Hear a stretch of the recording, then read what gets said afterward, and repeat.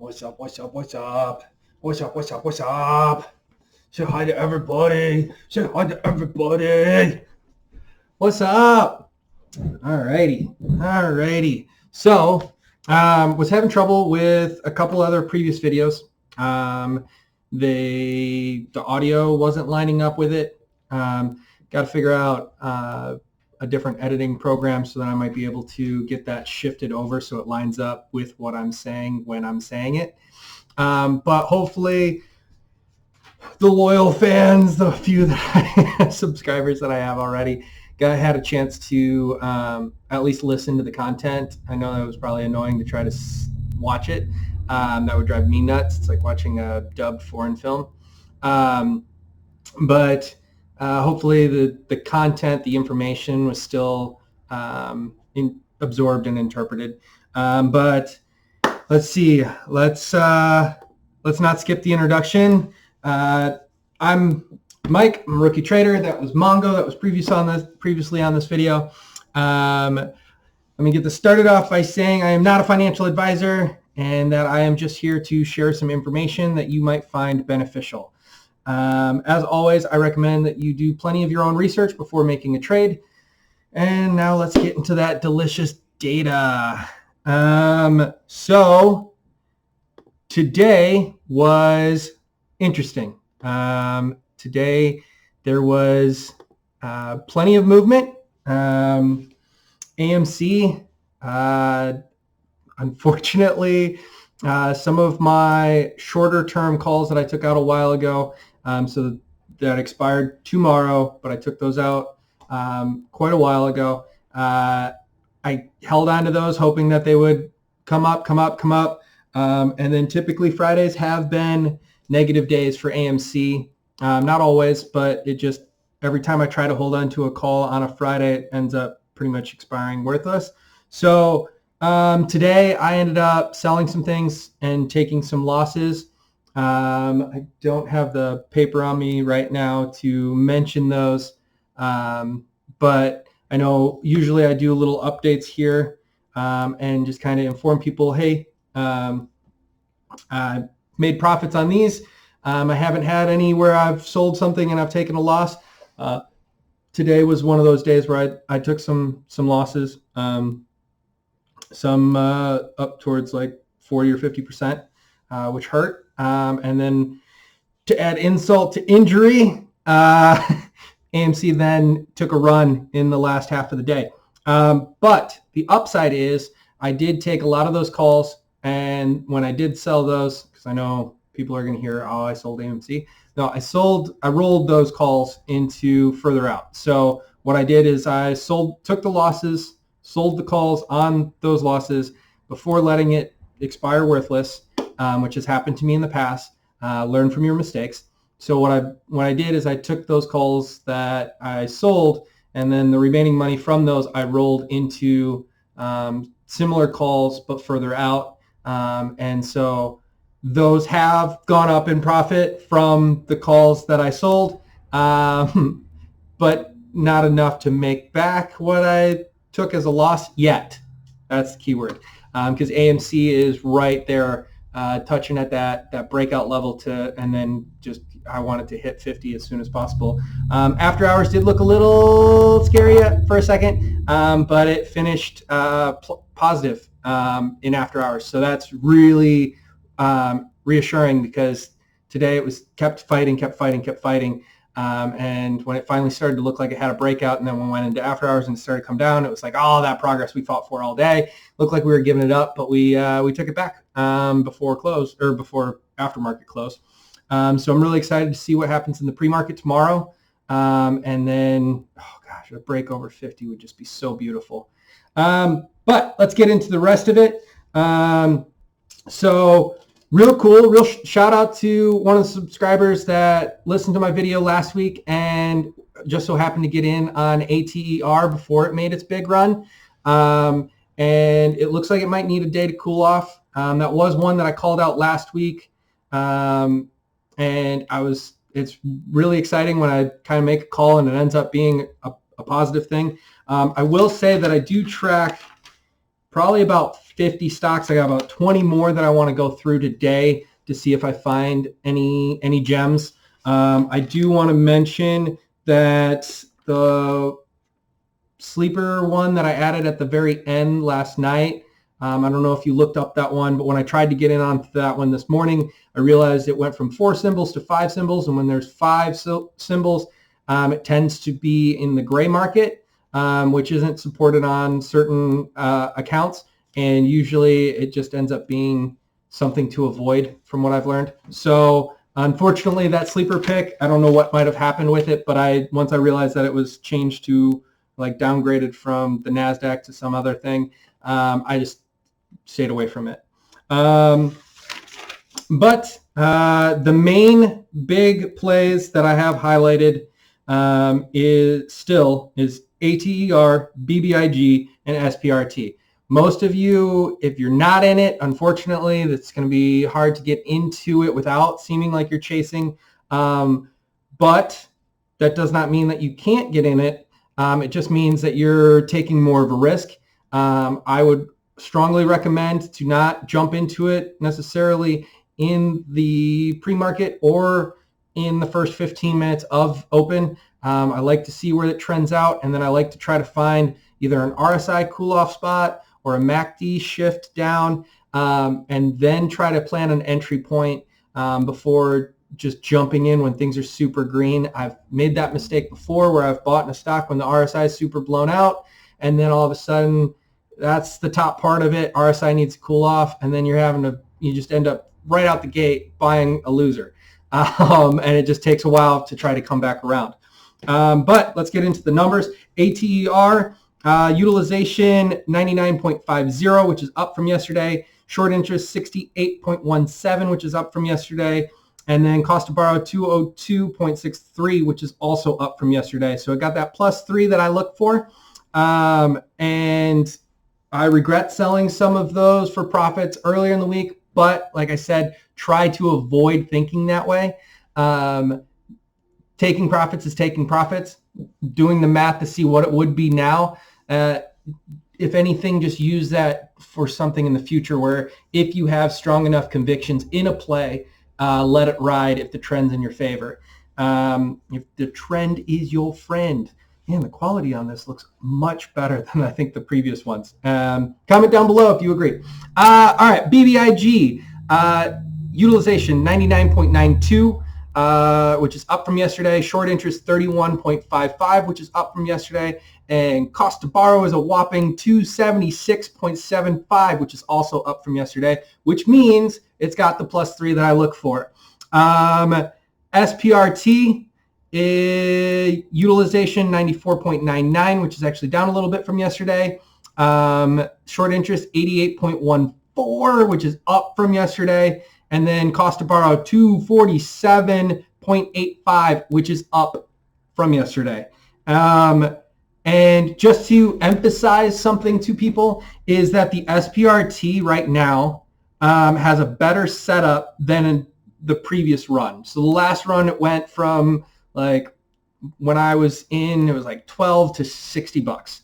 So it 5 times itself, and shorts didn't cover. So, and that was just pretty much all gamma squeeze. So the more people that pour into this, and like what I know with a few people that I know and myself, I'm pretty much taking all the profits I made on the play before, and I'm pretty much pouring them right back into this in the idea that they will multiply, because it is set up better than it was before. We know what it's capable of doing, and the shorts didn't cover, so that just means, oh my gosh, if they do have to cover, that is going to be massive. Now, I do know that there is a catalyst potentially tomorrow. I believe there's like a merger vote. I don't know if that's on SPRT or BBIG. I should probably remember which one that was for. But either way, I feel like despite the news on this play, it's more about the squeeze potential and the retail involvement. So the more that retail pours into this one, the more it's just going to be a runner. But yeah, so a couple of other plays that I've been mentioning. CRCT is still one that's real high up on my list. Utilization 99.58, which is up from yesterday. Short interest 27.84, which is up from yesterday, and cost to borrow 32.8, which is up from yesterday. So meaning it has the +3 that I look for, which is the more that happens, the more often that happens from when I first mention it, it just continues to build more and more conviction in that play. Btcm, I've mentioned before, this play, a lot of people think because it's a mining company that it's based on crypto. It's not. It's based on simply the short potential for me, the short squeeze potential. That's what I'm looking at it for. So Btcm utilization 98.91, which is up from yesterday. Short interest 13.65, which is down from yesterday a little bit, and then cost to borrow 316.96, up from yesterday. Anytime cost to borrow is over 300%, you know I want to be a part of it, because God, I would hate to have that kind of payment on a short. So let's see the other ones. MBST, which I've mentioned, utilization 99.33, which is down a bit from yesterday. Short interest 5.02, which is down a bit from yesterday. Cost to borrow 230.38, which is also down a bit from yesterday. So it has a -3, which makes me kind of think, all right, if this is profitable, maybe I take my profits on it. But if I have conviction in it, maybe I'll see how the trend plays out the next day. ZEV is one that I have recently added. It's something that I've been seeing in comments a lot more lately. So I decided to look into that one. Utilization 98.32, short interest 17.95, cost to borrow 107.81. So I'm going to track that one. Not sure if I want to get in on that one quite yet. Haven't even looked at the chart at that one. Was just adding the data into this stream.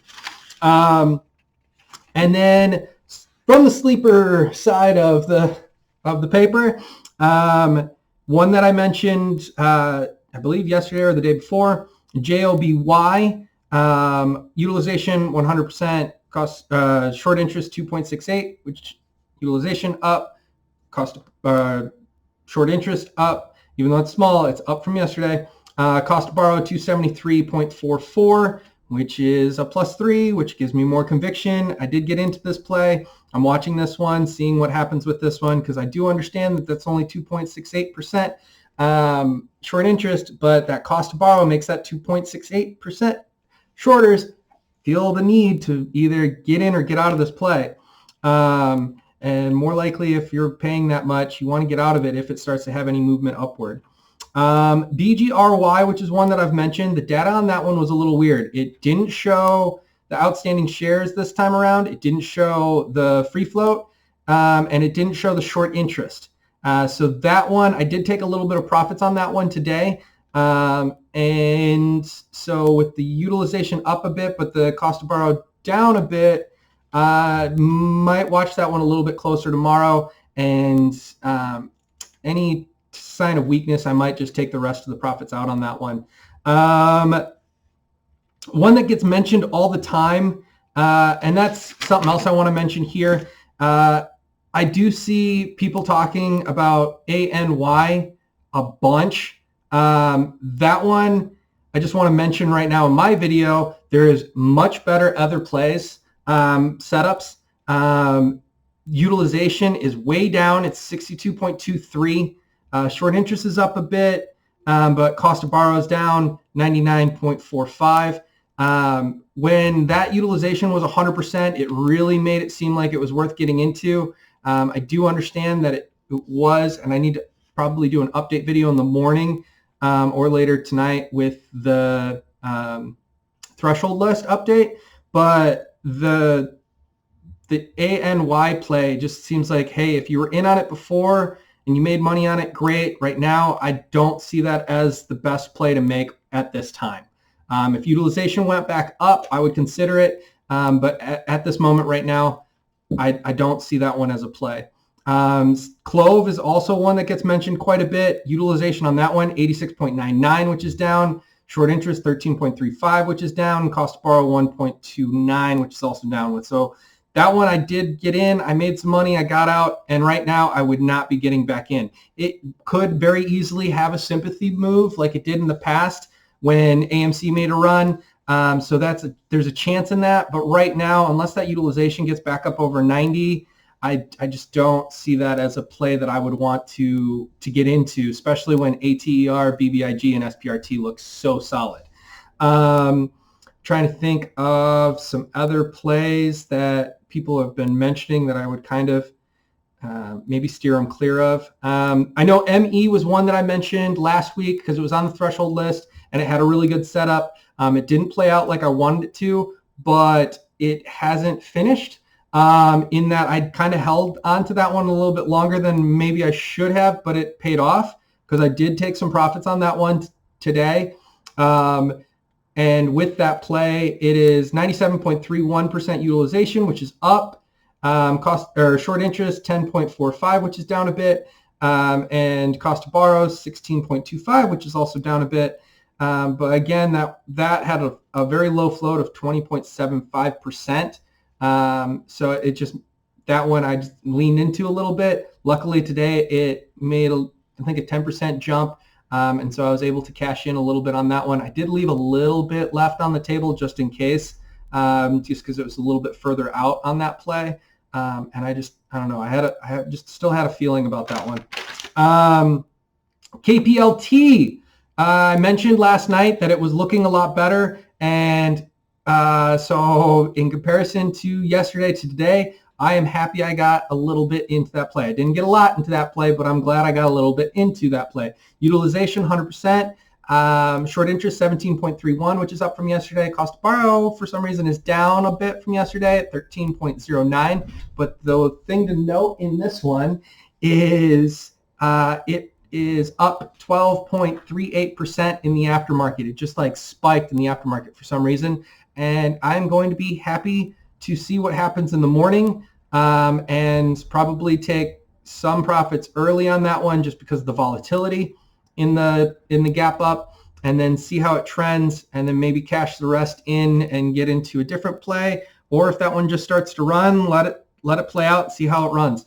Couple of the other sleepers that I have highlighted here, WPG utilization 100%, short interest, which is up. Short interest 13.85, which is up from yesterday, and cost to borrow 46.02, which is up from yesterday, which means +3. Anytime there's a +3 makes me feel a little bit more conviction in the play. So that one I do have a little bit messing around in with that one, just to kind of see how it plays out, and because it's a sleeper pick. So before anybody is in on it quite yet, I feel like it was a good entry point. If it does sees some more intention, and people pour into that one, it could be a lot, because there is only 24.46 million outstanding shares, which is a small amount. It is a high float, which means a lot of that outstanding shares are to be traded, but still it's not a big company. So if people did get involved in that one could make some movement. LIDR, I will say that one I did make a short-term play today. Based on the data, I might get out of that one tomorrow, because the utilization 99.79, which is high, but that's down from yesterday. Short interest doesn't show, so I feel like I'm flying blind with that one. And cost to borrow is down from yesterday, 139.69. So we'll see how that one plays in the morning. Might just take the profits on that one because it did go up a bit today. FFIE, utilization 99.66, which is down a bit from yesterday. Short interest 11.11. That's up from yesterday. Cost to borrow 227.76, which is down a bit from yesterday. Still good numbers. So I'm going to probably let that one play and see what happens. INMB is one that had a massive drop off on the utilization.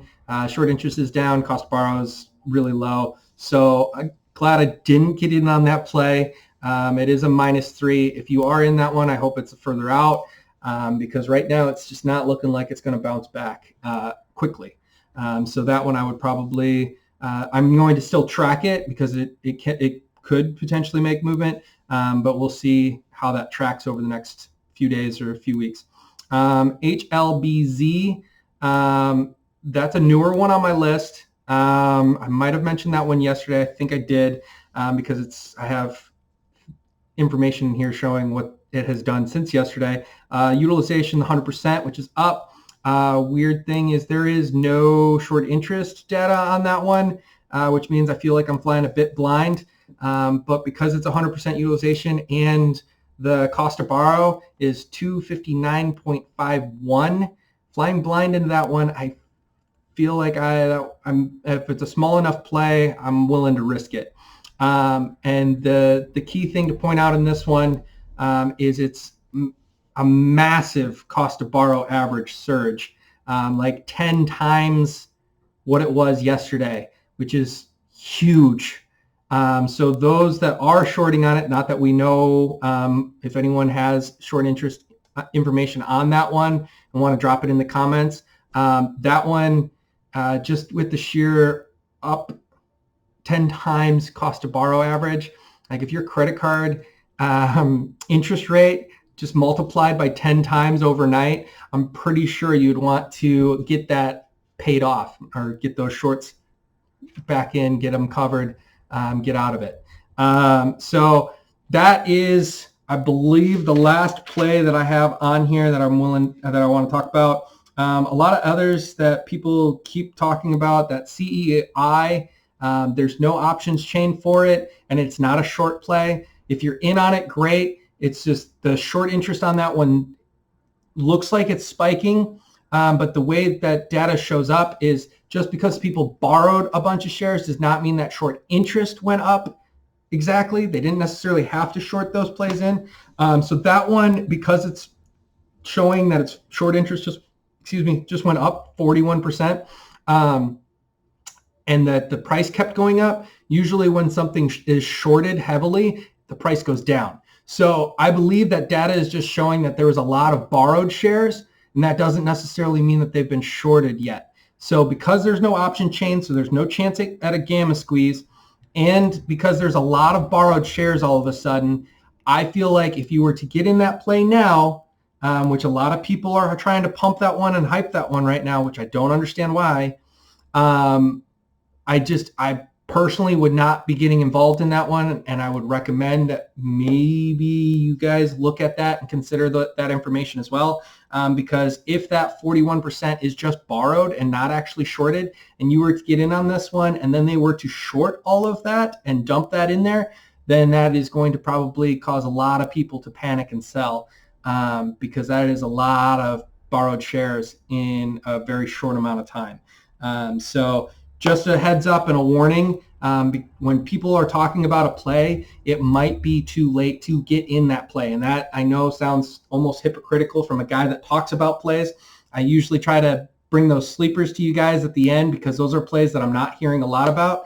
And then the plays that I do bring you that are being talked about a lot, it's because of the data that I have that looks really good. The data on CEI just kind of makes me worried right now. So that's something that I just want to put out there because there's a lot about it.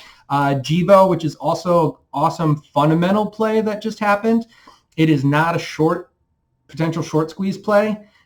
So that's one of the reasons why I'm not talking about it. A lot of people, when they see big movements upward, they immediately think that it's a short squeeze right now. I do understand that there has been a lot of momentum and some short squeeze plays that have happened, but that does not mean that every time something goes up that it's got to be a short squeeze play. So Gevo is another one that I would probably, unless you feel a certain way about it, then have at it. But me personally, I feel like that one's too late to get in on. It just feels really chasey right now. Naked is also another one that gets mentioned a lot, NAKD. That one had a -3 for me on the categories. The cost to borrow is 3.91. That short interest is only 6.68, which I know I mentioned some smaller short interests, but that's because it's 100% utilization and a crap ton of cost to borrow. When it doesn't have those, it just makes me less likely to get in on it. SNDL, Sundial, which is also one that a lot of people talk about. It just didn't have data on it for some reason on Ortex. It didn't have outstanding shares, which I know is usually a lot because it showed that yesterday. It didn't show what the free float percentage was. I know I could have used yesterday numbers, but when it's not updated right now, it just makes me uneasy to use those previous numbers for that day. Could just be a glitch in the system, don't know. But it also didn't have the current short interest. So that one I'm going to avoid unless it's 100% utilization and a crap ton to cost to borrow. So that covers everything from me. This is going better and better, I feel like, with each video. I'm glad I got things updated. I hope the audio and the video is as good as I think it is right now. Comment down below. Let me know if it's crisp and clean and sounds better. I am looking into potentially getting a microphone depending on how this continues. I know that I'm getting more and more subscribers and more people are liking and commenting, which I appreciate. And yeah, not a financial advisor, just mentioning that again. I do appreciate people bringing other plays to me or asking me questions. I do plan on doing a little bit more educational videos on why I do what I do. And then, yeah, I'm going to go take a peek at that threshold list. I have gone double the time that I usually try to keep these. I appreciate anybody that's made it this far watching. And then I will take a peek at that threshold list and maybe I'll throw another video up tonight or just do it before open tomorrow. But as always, good luck with the market tomorrow. Like, subscribe, comment, and yeah, let me know what you think. Have a good one. Mongo, you want to say goodbye? He's passed out. All right, peace.